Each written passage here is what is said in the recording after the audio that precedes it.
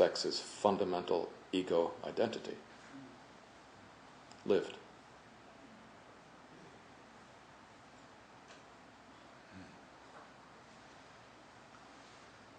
And generally speaking, it is a problem for virtually everyone. And the seat of the patterning, or the domain of the patterning, that is life problems of all sorts.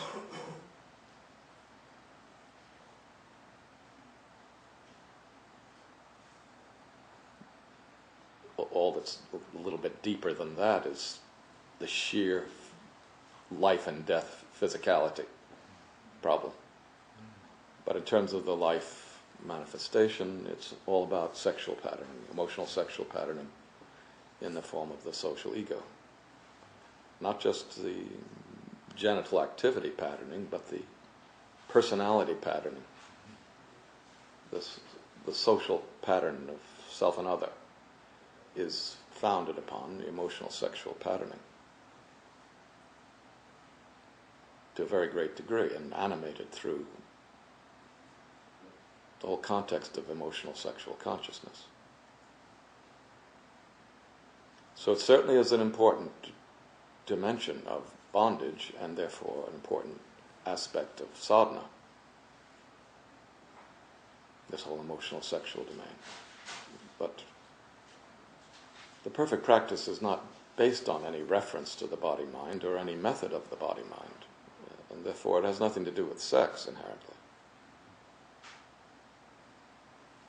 And it's not that that the perfect practice is some kind of rule of disciplines that, there's a checklist, and among them is don't have sex. You see?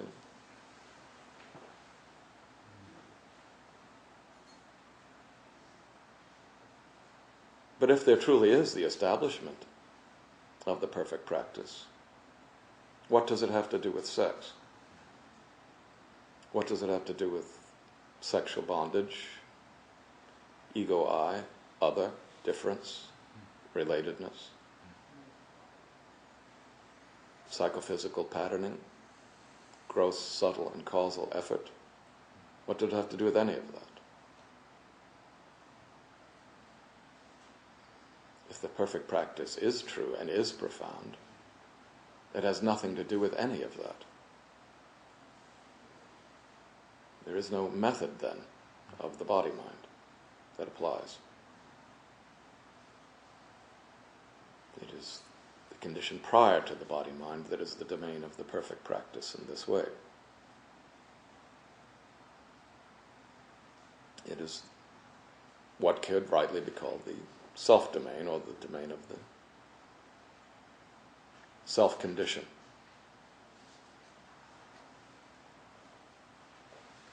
And that self-condition is not a self.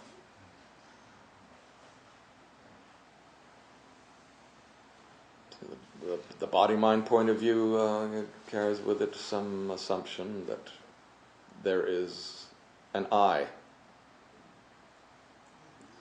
a separate, identifiable, substantial person that may, in religious views, be described as a kind of something separate from the body-mind, something like a soul or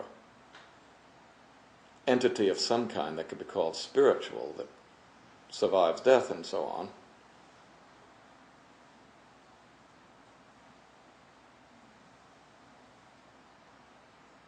Whatever phenomena can be identified relative to the process after the physical lifetime,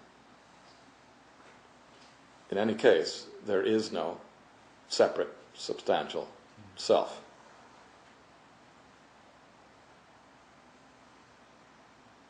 The self-condition, or the capital S self, is not a self, it's not an entity.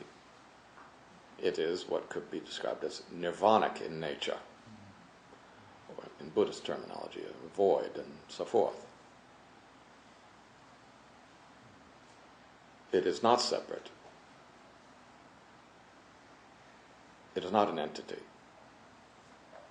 The self-condition of the body-mind is not a self. But that doesn't mean words like self or self-condition are not usable.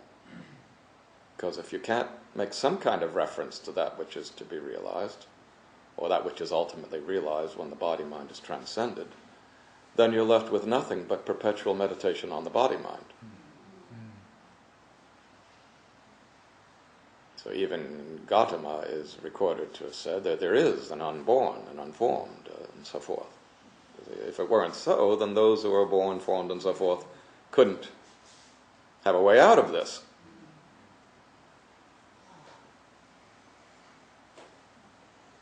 There's the general attitude of not describing it, of giving it metaphysical status and so forth. So the Buddhist tradition, especially in its Hinayana or Theravada form, doesn't make substantial references or metaphysical references to the self.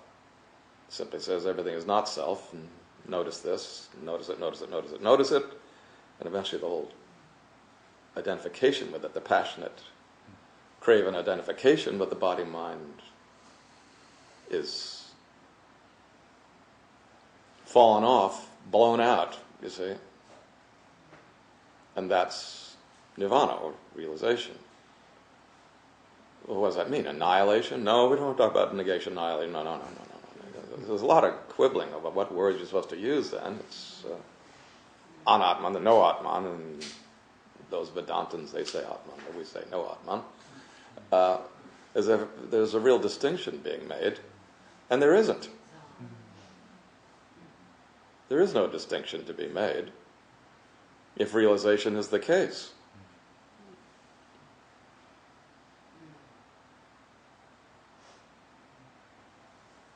So it's possible for the language of self, capital S, or self-condition, and similar such terms, as I use them, it's possible to make use of such language, because that which is always already the case, no matter what arises, is always already the case.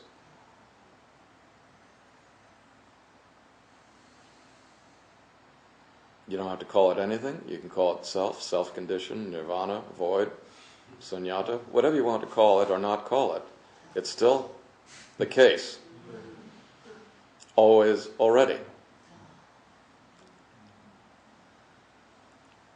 And it inherently transcends the body-mind and has no causal connection to it.